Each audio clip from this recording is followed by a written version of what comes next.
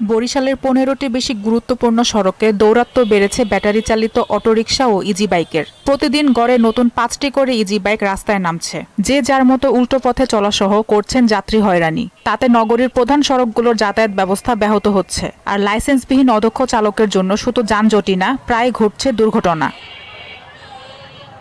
অটোরিকশার কারণে চরম ভোগান্তির শিকার হচ্ছেন সাধারণ মানুষ। এমন অব্যবস্থাপনার জন্য ইজি বাইক সিন্ডিকেটকে দায়ী করলেন তারা। এই ব্যাটারি চালকের গাড়িতে অনেক গাড়িগুলি বাইক নিয়ে আলায় দুর্মার করতে আছে। এর জন্য আমরা 2 টাকা আয় বাণিজ্য করতে পারি না। অটোরিকশা সড়ক মহাসড়কে চলাচল নিষিদ্ধ, কিন্তু এটা মানে না। আমরা জোরালো আবেদন জানাচ্ছি জেলা প্রশাসন, সিটি কর্পোরেশনের কাছে, যাতে এই ব্যাটারি চালিত রিক্সা অতি দ্রুত নিয়ন্ত্রণ করে।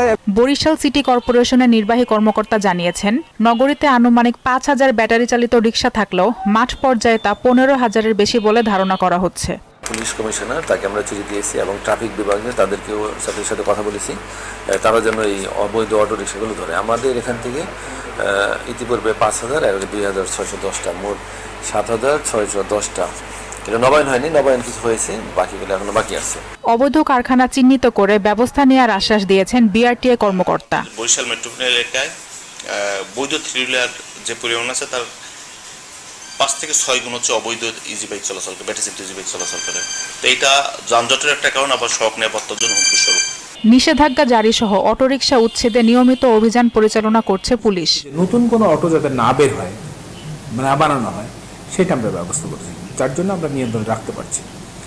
এছাড়াও যেগুলো সিএনজি, যেগুলো নীল সবুজ সিএনজি বা এগুলো তারা সিটি কর্পোরেশন থেকে লাইসেন্স নিয়েছিল, সেটারও মানে মেয়াদ শেষ, সেগুলো আমরা জরিমানার আওতায় আনছি।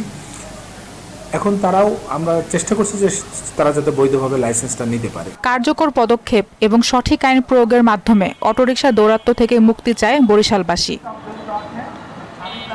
সিফাত রহমান, জেসি, মোহনা সংবাদ।